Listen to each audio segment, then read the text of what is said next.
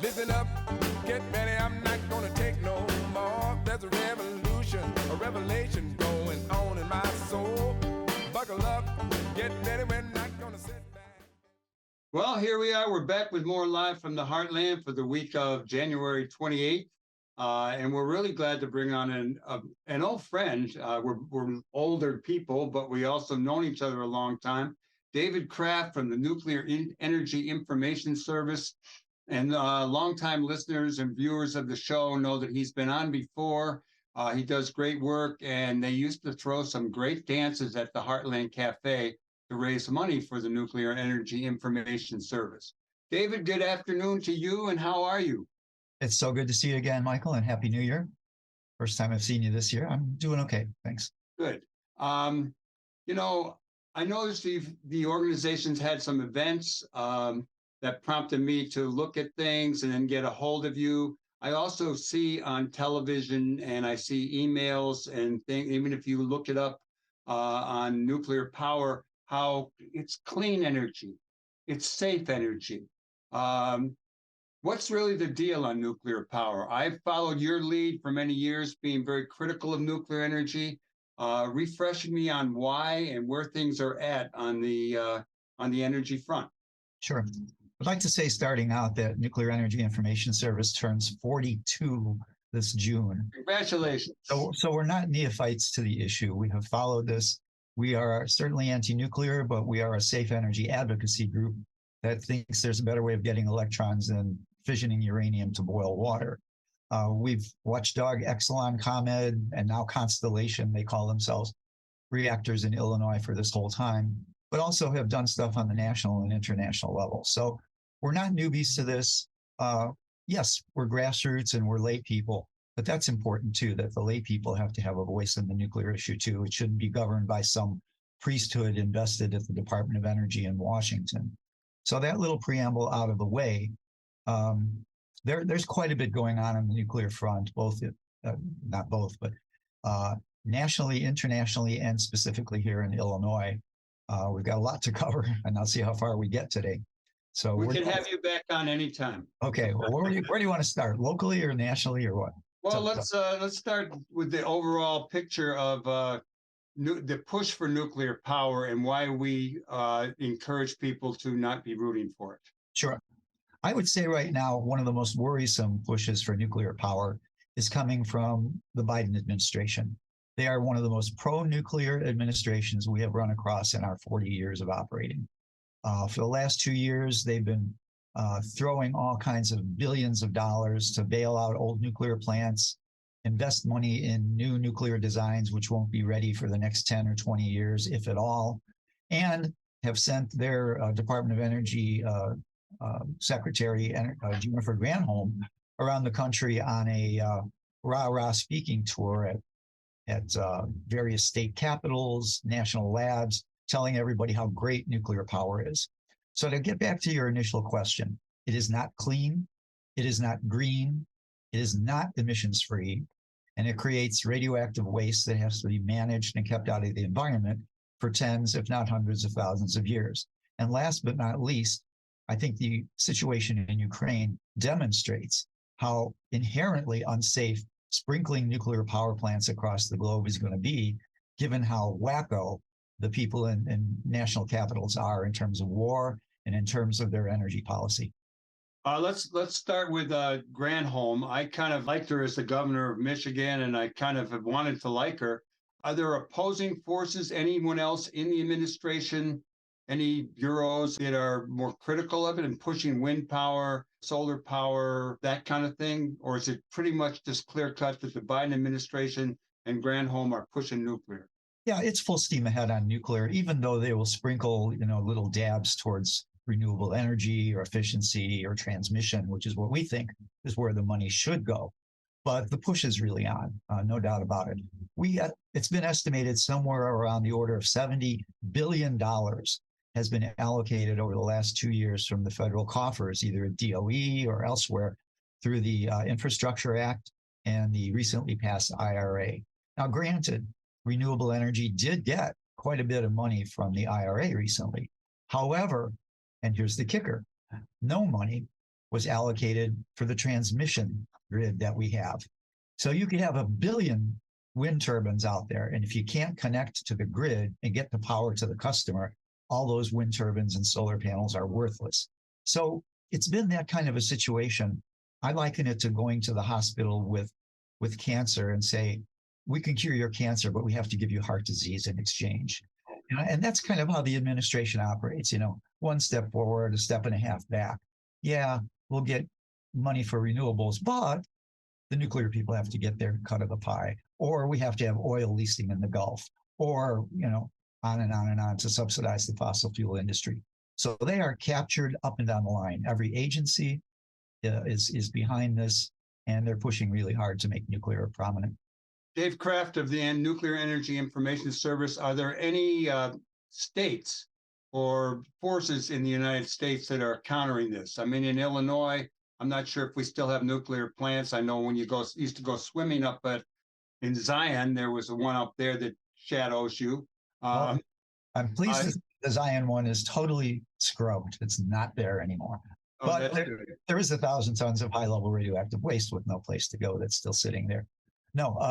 How about the rest of Illinois? Yeah, Illinois is the largest nuclear user in the country. We have 11 operating reactors, and if we were a country, we would be the 11th largest nuclear power in the world, just behind Ukraine. And obviously, nobody wants to get behind Ukraine these days. But we also have about somewhere on the order of 10 or 11,000 tons of high-level radioactive waste with no place to go. So we are number one.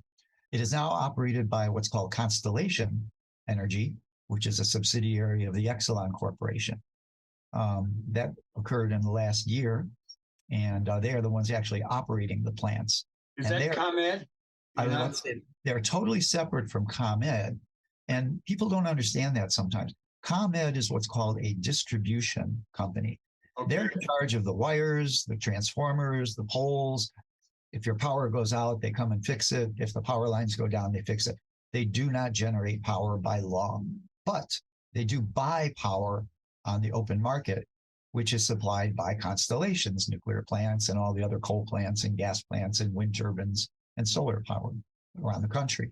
So when ComEd is asking for an increase in the Illinois legislature, they would be getting more money to run nuclear power plants, the other companies? It does, to the extent that ComEd will enter into contracts to purchase that power from Constellation. See, Constellation is going to dump its energy into the local grid, which is operated by an outfit called PJM. That's Pennsylvania, Jersey, and Maryland. It's the big wires company that transmits the electricity in that region, and we are part of the region, strangely enough. But so it's a market-based system. The generators dump the power into it, and then the power providers like ComEd buy power at rates. Now, we have an Illinois entity that actually, by law, handles these purchase agreements, and they do it as equitably as possible. And they're actually aiming to buy as much renewables and that sort of stuff first before we get into the dirty power, which is nuclear and fossil fuels. But that's how the game is set up right now.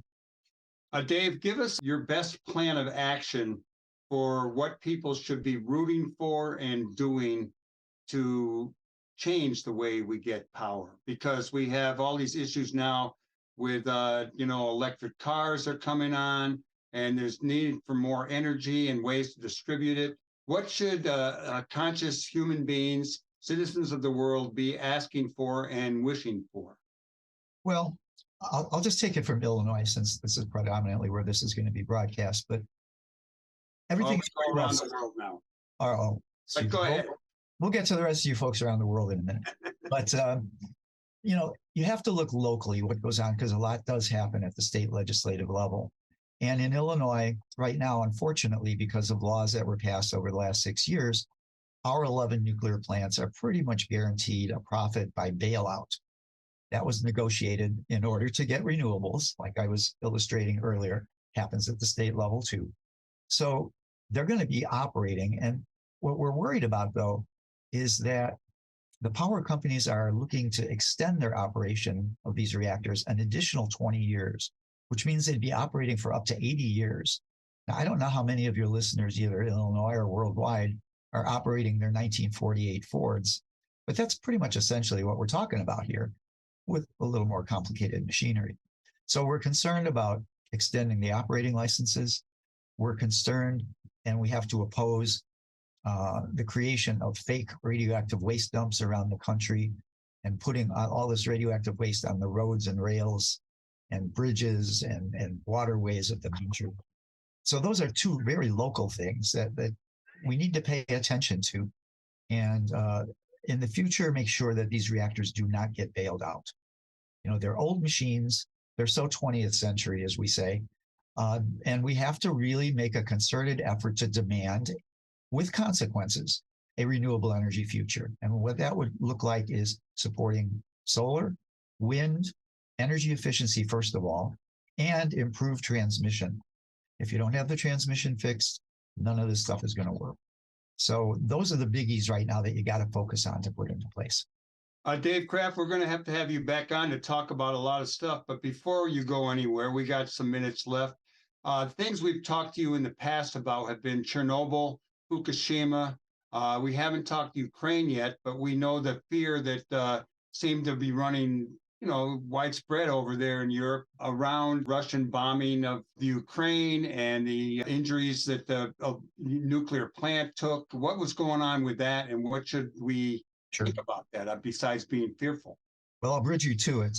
I should have added one more piece to things people should oppose. And that's this new generation of reactors that you're talking about, small modular nuclear reactors. None of them exist, yet they're being positioned as climate solutions. They're not going to be even ready for the next 10 or 20 years, so that's ridiculous. But imagine if these small modular reactors were sprinkled around Ukraine right now with all the bombing that's going on. So absolutely, you're right, Michael. Ukraine is the poster child for what you're doing wrong. But I do want to read a quick quote before we end, because this came out in January of last year by the former chairman of the U.S. Nuclear Regulatory Commission and energy ministers from Germany, France, which is one of the largest nuclear users. And they say a new generation of nuclear, it's a fiction that it will be clean, safe, smart, and cheap. In reality, nuclear is neither clean, safe, or smart, but a very complex technology with the potential to cause significant harm. Now, these are insiders. These are the folks who ran nuclear departments and entities in their own countries saying nuclear is not the future. So to promulgate it around the world with the next generation of reactors is it's just criminal, quite honestly. Are there any countries or states that have taken real steps to ban nuclear energy and have really made the shift to other sources? By law, you can't ban nuclear energy because it would violate the Commerce Clause of the Constitution. However, there are ways of managing nuclear to make it less attractive, but none of the states are really aggressively doing that anywhere. There are a few states that are pushing harder on renewables, like Iowa, for example, but at the same time, they're exploring this next generation of fictional reactors that doesn't exist as well. So it's a really complex, tough political fight we have ahead of us. But we got to take it head on and stop the new reactors from being built. And your take on electric cars?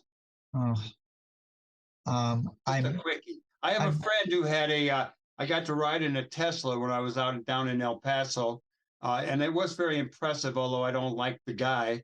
But I also, I was impressed that this guy installed a charging place at his house, so he has people pulling up in the alley and charging their cars. It's a whole new thing to me.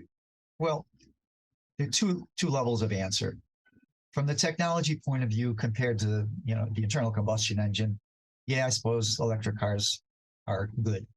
But once again, we are not asking the important question of what is all this electricity for? And it's really out there to enrich the capitalist system. That's what all these DOE grants are about. That's what all these new reactors are about. That's what all the old reactors are about. We are not confronting the fact that because of the climate crisis, we have to examine the fact that everybody, even in the first world, is going to have to take a reduction in their per capita energy use. So going to electric cars and electrifying the buildings is relatively better than burning coal or oil, but it's the methadone approach to dealing with the energy addiction that we have that's causing the climate crisis. And you could do a whole 2 shows on that, because that's a real political question of it's the fundamentals of capitalism that are destroying the planet through climate change. Dave Kraft, you always enlighten me, and I am looking forward to having you back on regularly. And if people want to get a hold of you or the organization, it's neis.org. Yes, that's the website, and email is even easier, neis@neis.org. Send us an email if you have a question. Well, I have a lot of respect for all the work that you've done for many years. You are inspirational. I keep turning off lights, although I read a story that says it doesn't really matter with new bulbs. We'll talk more energy in the not too far off. Fair enough. It's good to see you again. Thanks for having me on, and say hello to Katie. I will. Right on, brother.